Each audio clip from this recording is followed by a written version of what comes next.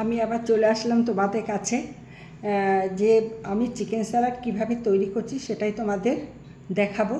এগুলো লিপি সকালবেলা দুপুরবেলায় কেটে রেখে গেছে। এই যে কেটে রেখে গেছে হচ্ছে শসা, গাজর, টমেটো, পেঁয়াজ। এত মানে ছোটো ছোটো করে আমি কাটতে পারি না, এগুলো ওই কেটে দিয়ে যায়, এগুলো কাটা রয়েছে।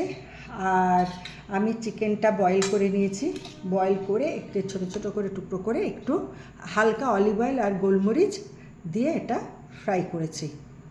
এখন এটা এর মধ্যে দিয়ে দেব।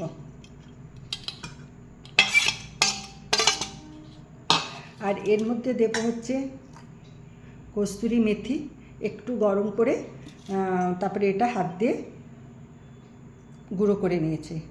কস্তুরি মেথি দেব, গোলমরিচ,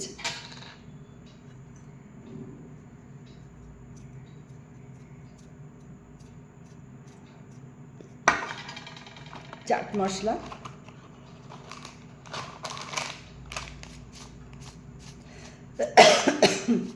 গোলমরিচের ঝাঁজটা লাগবে, চাট মশলা,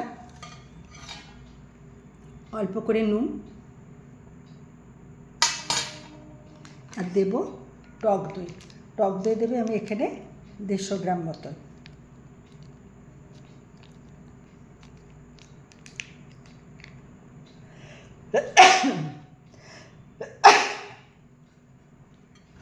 গোলমরিচের এত ঝাঁজ বাবা, এগুলো দিয়ে ভালো করে মাখবো, মেখে একটু সময় রাখবো, মিনিট 5 পরে আমি এটা ছেলেকে দেব।